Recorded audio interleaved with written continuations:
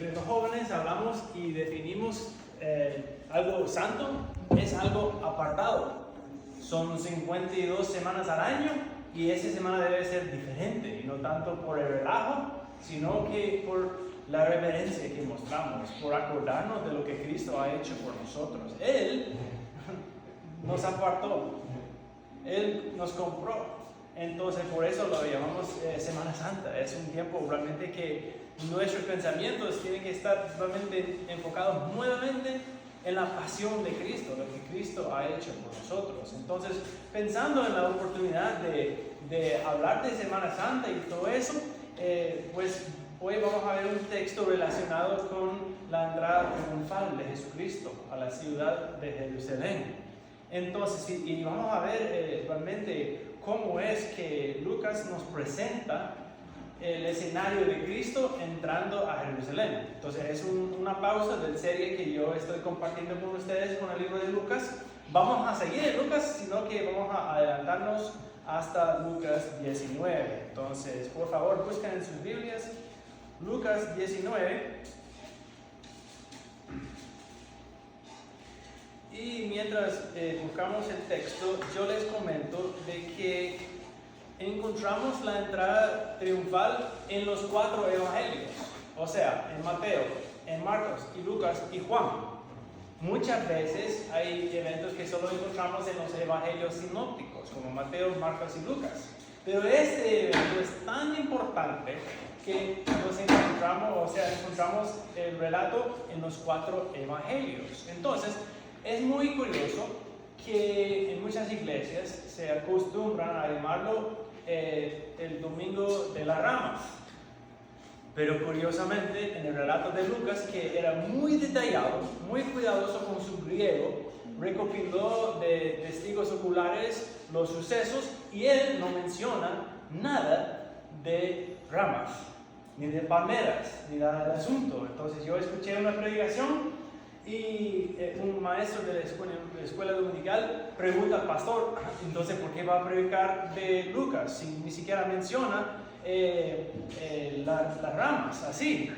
Entonces, porque este maestro había traído ramas para los niños de la escuela dominical, pero dice, no, el texto ni siquiera habla de esto. Y el pastor dijo al maestro, entonces, ¿por qué no trajo burros? Porque hay burros en todos los 4 evangelios. Y luego el pastor se pone a reflexionar y dice, más bien a veces las bancas están llenas de burros y el púlpito también.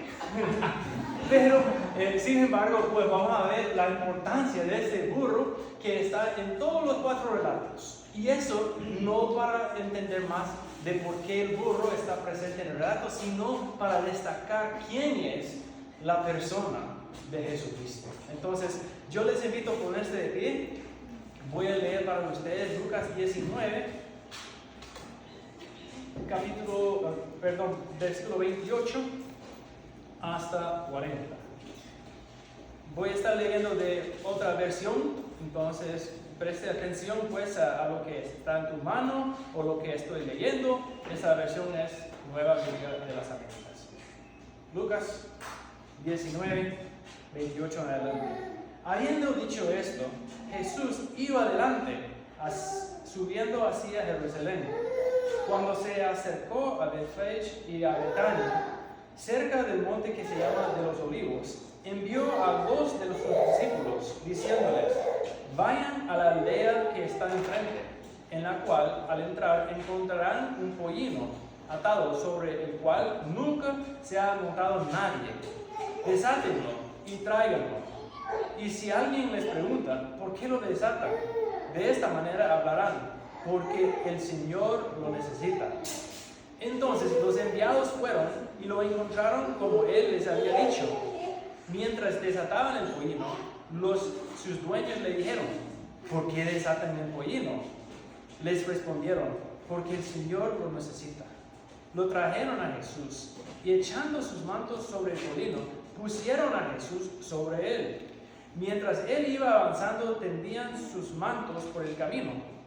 Cuando ya se acercaba, junto a la bajada del monte de los Olivos, toda la multitud de los discípulos, regocijándose, comenzó a alabar a Dios a gran voz por todas las maravillas que habían visto, diciendo: bendito el Rey que viene en el nombre del Señor, paz en el cielo y gloria en las alturas. Entonces algunos de los fariseos de entre la multitud le dijeron: Maestro, reprende a tus discípulos. Pero él respondió: les digo, si estos se callan, las piedras clamarán. Padre Santo, te damos gracias, Señor, por tu palabra. Te damos gracias, Señor, por los eventos de una semana tan única, tan santa, tan apartada que pasó hace 2000 años. Gracias porque en esa semana, durante la vida de un hombre que se llamaba Jesucristo, entró como un rey, pero fue crucificado como un criminal. Y se resucitó entre los muertos para realmente redimir y hacer por sí mismo un pueblo santo, santificado, purificado y sin arruga y sin manchas. Gracias, Señor, porque esos eventos son reales y por eso nosotros estamos aquí siendo transformados y esperando una transformación aún mejor. Ayúdanos, Señor, en ser transformados por medio de tu palabra en esta ocasión. En el nombre de Jesucristo oramos. Amén. Pueden tomar asiento, hermanos. Entonces, hoy vamos a ver realmente 4 aspectos en cuanto al Cristo que encontramos en este pasaje. Entonces, sabemos que Cristo iba a la Pascua todos los años con sus padres. ¿Se acuerdan de hace unas semanas leímos de Cristo a los 12 años que se perdió, se extravió de su familia? Los padres lo buscaron otra vez en Nazaret, volvieron a Jerusalén para encontrarlo y él fue allá en la casa de su padre. Entonces Cristo tenía esa tendencia, esa costumbre de ir todos los años con sus padres. Entonces este año que vamos a leer ahorita era diferente. Él entró, pero no con todos los demás peregrinos, sino de una forma muy distinta. Entonces eso es lo que vamos a ver. Entonces vamos a ver 4 aspectos de este Cristo. Primero vamos a ver a Cristo como rey. Segundo, vamos a ver a este hombre como el Dios omnisciente. En tercer lugar, vamos a ver a este Cristo como el Dios que es fiel a sus promesas. Y en cuarto lugar, vamos a ver a Cristo como el príncipe de paz, el que trae paz al mundo. Entonces, pero primero, vamos a empezar a ver a Cristo como rey, porque este peregrinaje a Jerusalén era algo que muchos judíos no hacían. Salieron de sus pueblos y entraron y subieron a Jerusalén para la Pascua. Buscaron donde quedarse, se fueron al templo, a la sinagoga, qué sé yo, para celebrar la Pascua, como era una ordenanza de Dios desde el libro de Éxodo. Y Cristo, siendo un judío, siendo alguien que fue instruido en la palabra de Dios, iba todos los años, pero este año era diferente. Vale la pena decir que en los 4 relatos, los 4 evangelios, Juan nos da un detalle que Lucas no nos da. Y eso es justo antes de salir de la ciudad de Bethphage y Betania, Cristo resucitó a Lázaro. Y debido a eso, tenía un montón de gente siguiéndolo. Si ustedes pudieran ver a alguien levantando a alguien de su tumba, llamando a un hombre de su tumba después de estar ahí algunos 4 días, eso pues vale la pena ir a verlo. Entonces esa gente seguía a Cristo. Lucas 19:28 dice: habiendo dicho esto, Jesús iba delante, subiendo hacia Jerusalén, dejando atrás la multitud.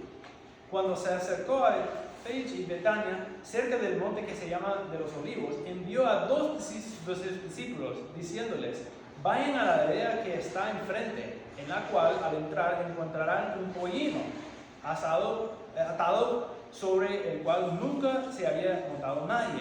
Ahora, eso es algo que Cristo estaba planificando, parte de su plan desde hace años, cientos de años, parte del plan de Dios soberano. Pero eso tiene un simbolismo muy importante. En primer lugar, Jesús está dando instrucciones a sus discípulos. Él los manda, pues. Pero él realmente necesitaba de ese animal. ¿Y por qué? Bueno, la clave es en entender un poco del Antiguo Testamento. Entonces yo les invito que vayan por favor a Primera de Reyes. el libro de Primera de Reyes, que contiene historias sobre los diferentes reyes de Israel. Pero sabemos que entre todos los reyes de Israel, David y Salomón eran entre los más famosos, ¿verdad? Entonces encontramos un detalle muy curioso sobre la coronación de Salomón. Entonces, Primera de Reyes 1, 32 en adelante. Voy a leer para ustedes, para que observemos este detalle. Dice, versículo 32 de Primera de Reyes 1. Entonces, el rey David dijo: llamen al sacerdote Sadoc, al profeta Natán y a Benanía, hijo de Jehoiada. Ellos entraron a la presencia del rey, y el rey les dijo: tomen con ustedes a los siervos de su señor, y hagan montar a mi hijo Salomón en mi propia mula, y llévenlo a Gihón. Me detengo ahí porque ¿quién es que manda siervos? El rey manda siervos. David manda a sus siervos a traer su mula.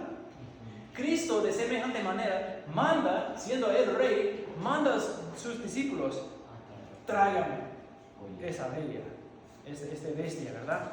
Dice aquí, versículo 34, que ahí el sacerdote Sadoc y el profeta Natán lo unjan como rey sobre Israel, y toquen trompeta y digan: viva el rey Salomón.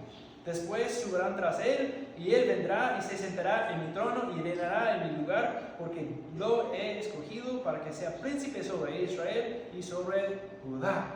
Entonces, otra vez, van un poco más adelante, versículo 38, dice: entonces el sacerdote Sadoc, el profeta Natán, Benanía, hijo de Jehoiada, los cereteos y los peleteos descendieron y hicieron que Salomón montara en la mula del rey David, y lo llevaron a Gihón.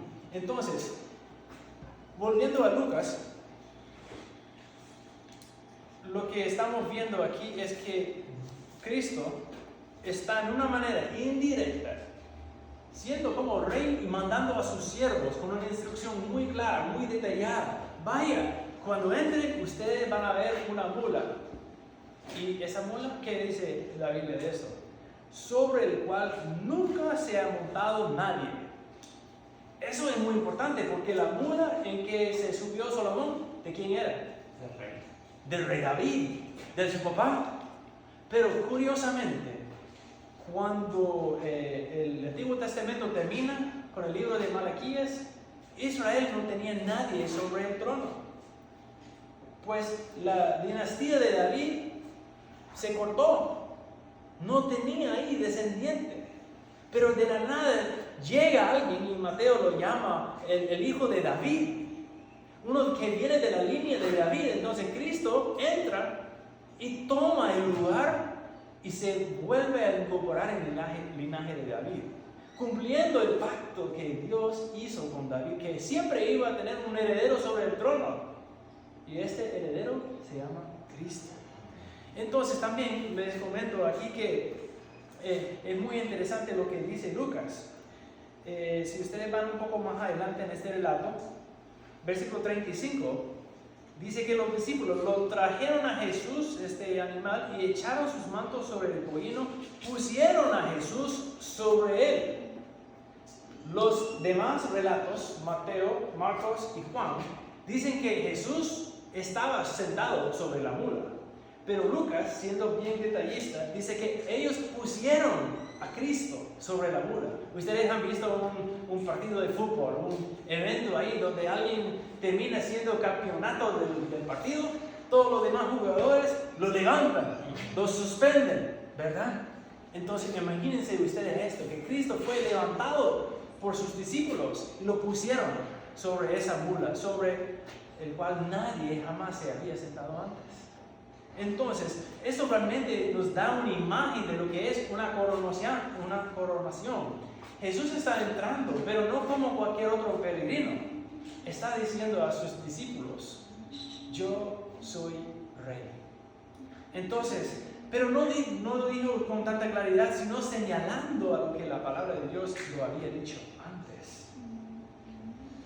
Entonces, Cristo se está declarando rey con esto. Yo les invito a ver un par de salmos conmigo, por favor. Primero sería Salmo capítulo 2, que es un salmo pues con profecía mesiánico que señala hacia Cristo, el ungido, el que iba a ser Rey de reyes y Señor de señores. Salmo capítulo 2.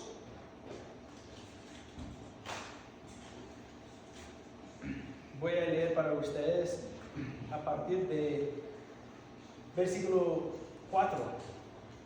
El que se sienta como rey en los cielos se ríe, el Señor se burla de ellos. Luego les hablará en su ira y en su furor los aterrará, diciendo: pero yo mismo he consagrado a mi rey. Consagrado, otra vez, la palabra santa para los jóvenes que estaban consagrados, apartado exclusivamente para el propósito de Dios. Dice: pero yo mismo he consagrado a mi rey sobre Sión, mi santo monte. Ciertamente anunciaré el decreto del Señor, que me dijo: mi hijo eres tú, yo te he engendrado hoy. Pídame y te daré las naciones como herencia tuya, como posesión tuya los confines de la tierra. Tú los quebrantarás con vara de hierro y los desmenuzarás como vasos de alfarero. Ahora pues, oh reyes, muestren discernimiento, reciban amonestación, oh jueces de la tierra. Adoren al Señor con reverencia y alégrense con temor. Honren al Hijo para que no se enojen y parezcan en el camino. Entonces, mire, este pasaje aquí está hablando Dios a David, pero señalando al heredero del trono de David, que es Cristo. Que me dijo: mi hijo eres tú, yo te he engendrado hoy. Acuérdense que en Lucas observamos la paloma descendiendo sobre Jesús como el Espíritu Santo. Y la voz del cielo clama: este es mi hijo en quien tengo complacencia. Entonces, mire, ahora Dios había declarado eso del cielo en voz alta. Y ahora Cristo está entrando y está declarándose no solamente hijo de Dios, sino que también el rey escogido. El salmo que leímos juntos, Salmo 145, vamos ahí también. Era un poco diferente esa versión que cantamos, pero es una canción que hemos cantado varias veces. Salmo 145 habla de este rey que entró a Jerusalén sobre una mula.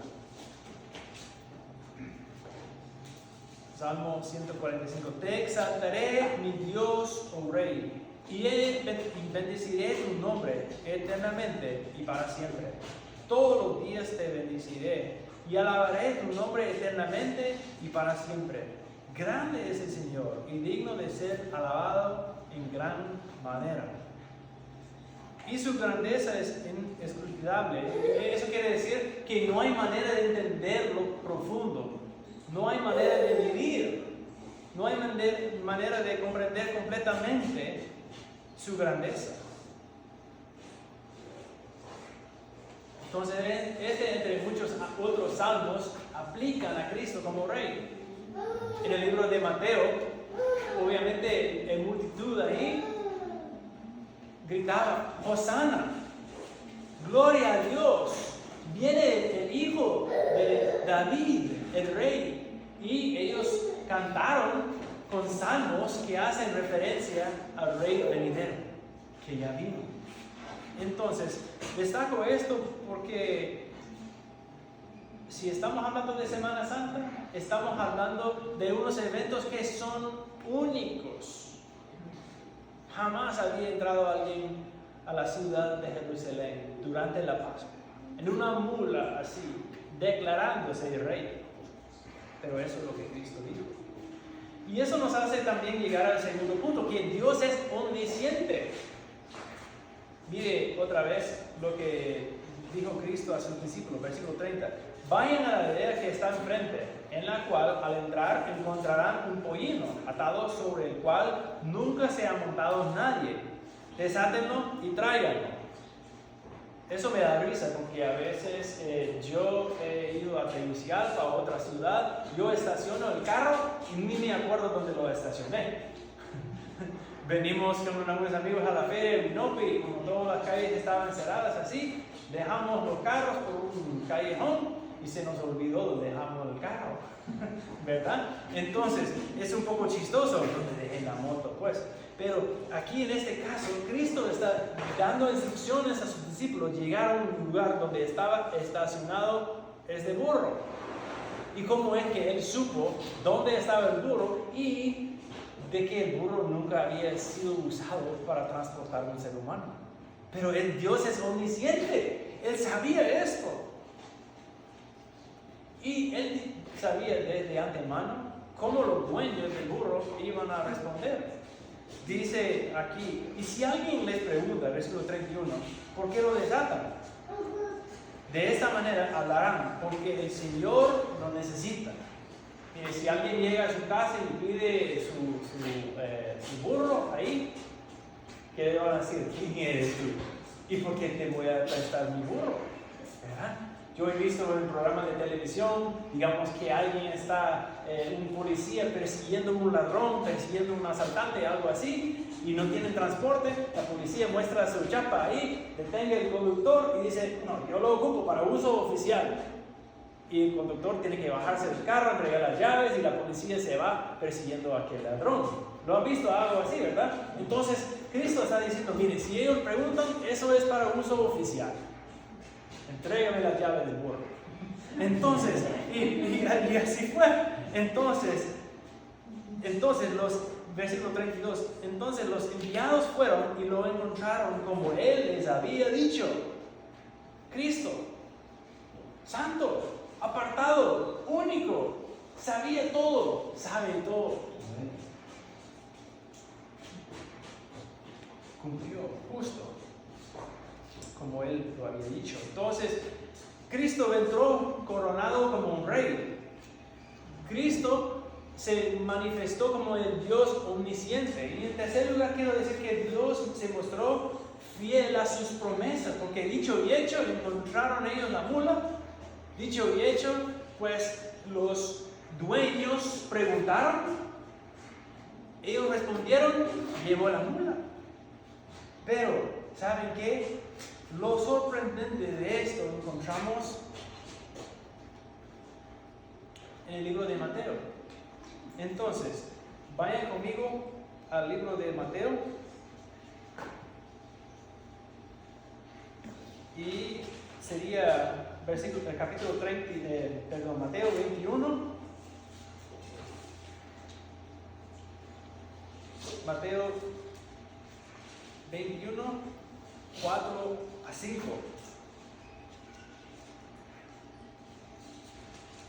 El relato según el evangelista Mateo. Voy a leer todo el relato para ustedes. Dicen, cuando se acercaron a Jerusalén y llegaron a Bethfage, junto al monte de los olivos, Jesús entonces envió a los discípulos, diciendo, vayan a la aldea que está enfrente de ustedes, y enseguida encontrarán una asna atada y un pollino con ella. Desátenla y tráiganos a mí. Y si alguien les dice algo, digan, el Señor los necesita. Y enseguida los enviará. Y versículos 4 y 5 son muy importantes, presten atención a eso. Esto sucedió para que se cumpliera lo que fue dicho por medio del profeta, cuando dijo, digan a la hija de Sión, mira, tu rey viene a ti, humilde y montado en una asna, en un pollino, hijo de bestia de carga. Qué fascinante esto, porque Mateo, siendo un judío, ¿se acuerdan ustedes que Lucas era un griego, un médico, un gentil? Mateo, por otro lado, era un judío, entonces bien entendía el Antiguo Testamento. Entonces él dice, mire, Cristo dijo esto para cumplir una profecía. Y esta profecía vamos a encontrar en Zacarías 9, porque en mi Biblia, no sé, en las suyas, todo lo que leí ahorita está en mayúscula. Eso quiere decir que está citando el Antiguo Testamento. Entonces, Zacarías capítulo 9, versículo 9. ¿Alguien puede leer esto para nosotros, por favor? Zacarías. Alégrate mucho, hija de Sión, da voces de júbilo, hija de Jerusalén. He aquí tu rey vendrá a ti, justo y salvador, humilde, y cabalgando sobre un asno, sobre un pollino, hijo de asna. Amén. Gracias, hermano. Entonces, esa profecía fue más de 500 años antes de aquel día que Cristo entró a Jerusalén. Y Cristo, pues, solicitó esta mula, más bien predestinó que esa mula está ahí para poder cumplir la profecía. ¿Cómo un ser humano puede cumplir algo que fue profetizado hace 500 años? Imposible. Solo Dios puede cumplir sus promesas de semejante manera. Entonces, es increíble eso, y también quiero que ustedes reflexionen por un momento. No solamente demuestra que Dios es omnisciente y que Dios es fiel a sus promesas, pero el profeta Zacarías describe a ese animal como humilde. Hace tiempo yo estaba pasando por Zamorano y hay una finca ahí donde tienen caballos españoles. Y esos caballos son grandes, son majestuosos, son bellos. No tiene nada que ver con una mula sobre la cual nadie se había montado. Entonces, pero Cristo, aunque se declaró rey, se manifestó de una manera humilde. Como nació humildemente en un pesebre. Como creció en Nazaret, un pueblo humilde. Y como lavó los pies de sus discípulos durante aquella Semana Santa. Ese Cristo humilde se humilló y se entregó por nosotros mismos en la cruz. Entonces vemos a Cristo como rey, pero rey humilde. Vemos a Cristo como Dios omnisciente. Vemos a Cristo como Dios realmente fiel a cumplir sus promesas. Pero vamos al cuarto punto, que es Dios se manifiesta aquí, Cristo se manifiesta aquí como príncipe de paz. Entonces, vamos un poco más adelante. Estamos en Lucas 19, nuevamente. Dice el versículo 35, lo trajeron a Jesús y echando sus mantos sobre el pollino, pusieron a Jesús sobre él. Y mientras él iba avanzando, tendían sus mantos por el camino. Y cuando se acercaba junto a la bajada del monte de los olivos, toda la multitud de los discípulos, regocijándose, comenzó a alabar a Dios a gran voz por todas las maravillas que habían visto, diciendo: bendito el Rey que viene en el nombre del Señor, paz en el cielo y gloria en las alturas. Entonces, miren, lo que hay aquí es una referencia a un salmo. Otra vez está en mayúscula, ¿verdad? Bendito el Rey que viene en el nombre del Señor. Este Rey se llama Jesús. Jesús es Cristo y viene en el nombre del Dios de Israel. Pero Lucas tiene algo aquí muy interesante que los demás evangelios no dicen. Dice aquí, paz en el cielo y gloria en las alturas. Eso le hace pensar a ustedes en otro pasaje que leímos en Lucas. Lucas 2, tal vez se acuerdan que no durante Semana Santa, sino que durante la Navidad escuchamos que los ángeles se manifestaron a los pastores, cuidando sus ovejas, y esa gran multitud de ángeles que decían, paz en la tierra, ¿verdad? Vamos ahí juntos para refrescarnos en lo que vimos. Entonces eso sería Lucas capítulo 2, versículo 14, si alguien lo quiere leer, por favor, en voz alta. Más bien Lucas 2, 13 y 14, por favor.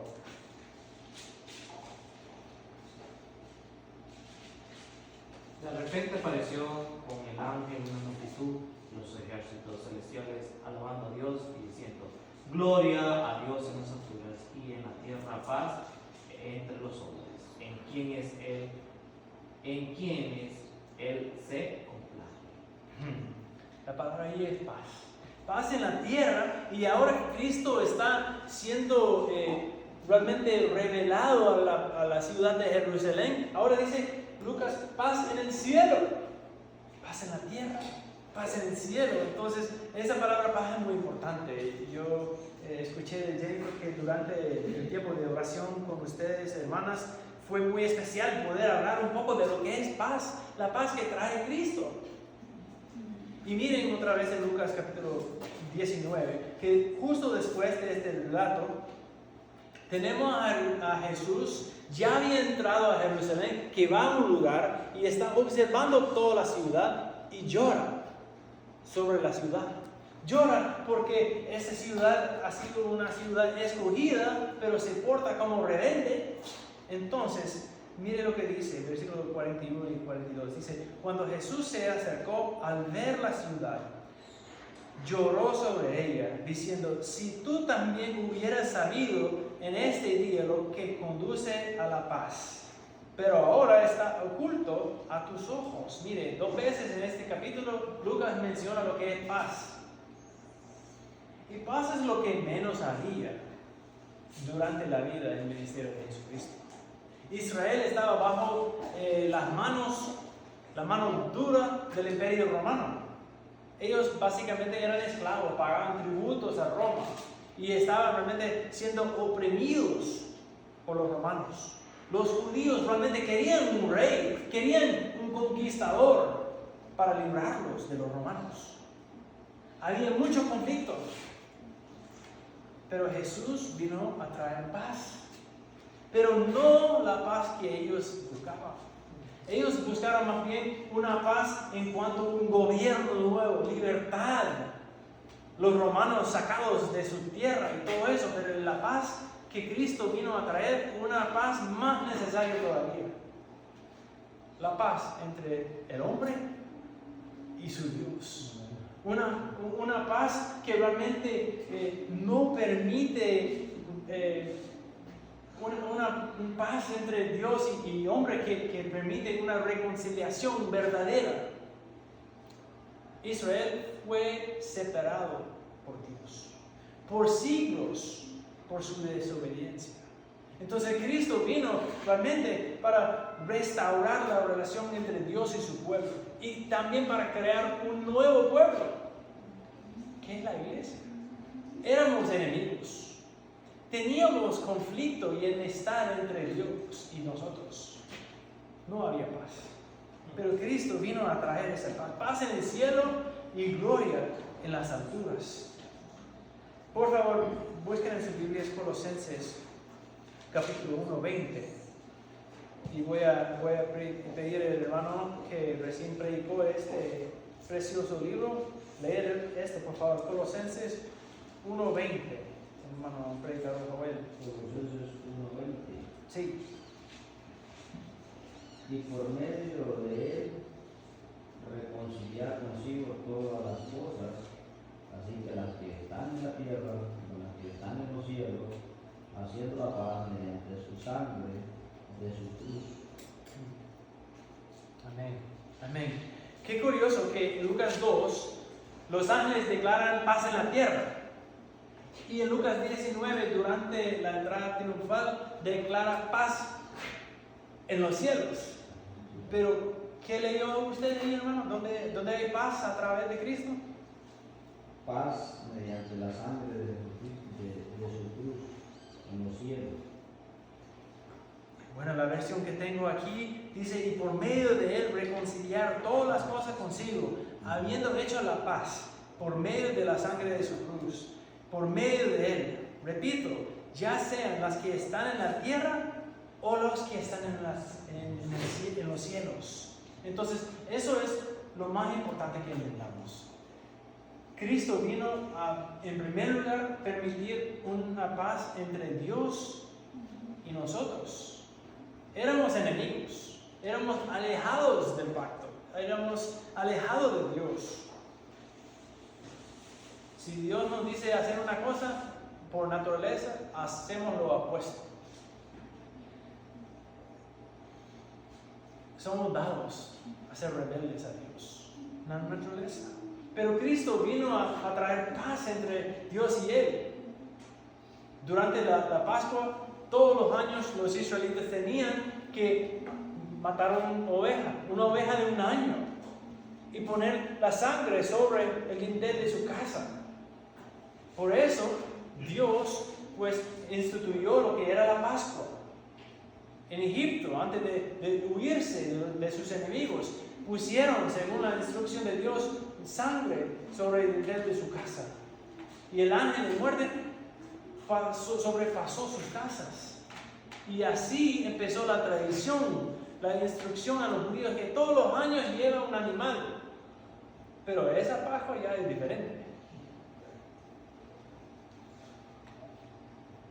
Si ustedes piensan en visualizar el peregrinaje de todas esas personas a Jerusalén, la instrucción de Dios era llevar un cordero.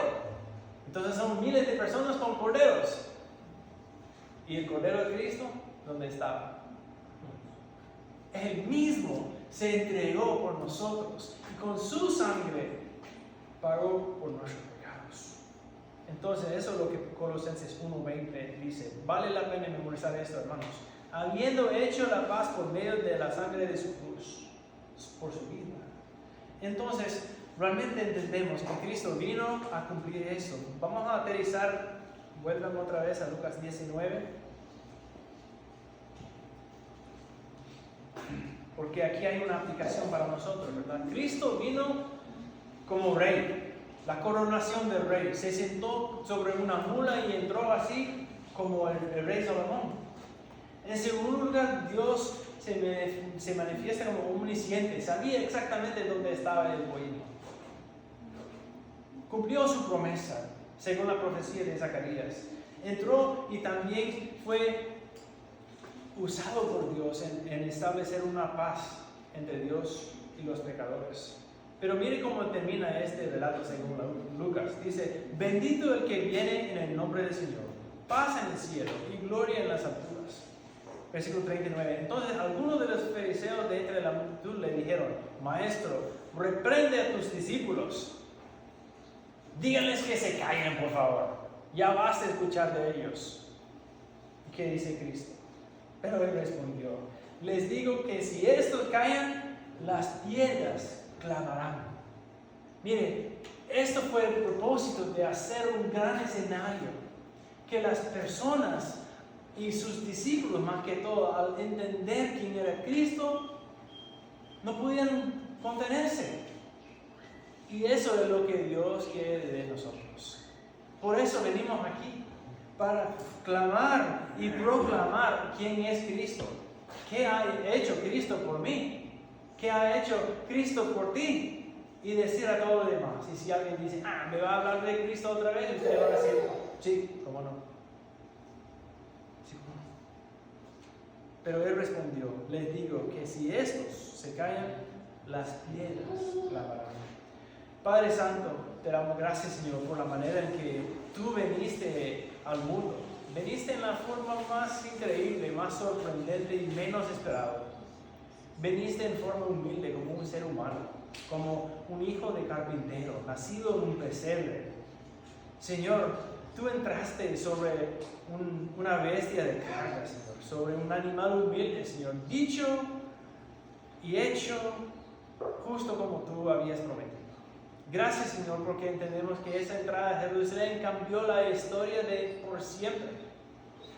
Los eventos de una semana hace 2000 años hacen toda la diferencia en nosotros. Como tú cambiaste la vida de muchos pecadores, tú también estás cambiando nuestras vidas. Tú estás cambiándonos, Señor, para que entendamos que tú eres nuestro Rey. Queremos, Señor, pedirte perdón por las muchas veces que no te dejamos sobre tu trono y sobre el trono de nuestras vidas. Que tú seas nuestro Rey, el Rey de Reyes, Señor de Señores, que cuando tú nos mandas a hacer algo, que lo hagamos con obediencia, con amor, con humildad. Gracias, Señor, porque tú también eres omnisciente, Señor, sabe todo lo que ha pasado, todo lo que está pasando y todo lo que pasará.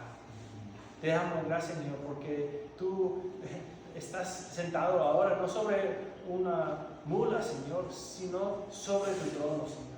Tú eres soberano. Gracias, Señor, porque entendemos que también que tú compraste la paz. tú permitiste realmente una relación restaurada entre Dios y entre nosotros y estamos agradecidos. Ya tenemos realmente el derecho de ser hijos adoptivos tuyos, coherederos con Cristo, Señor. Y esta entrada triunfal que pasó nos señala que justo como tú prometiste, vas a venir otra vez. Y esa venida va a ser totalmente diferente, Señor. No es que algunos pocos te van a reconocer, sino que todos te van a reconocer. Cada rodilla se doblará, Señor.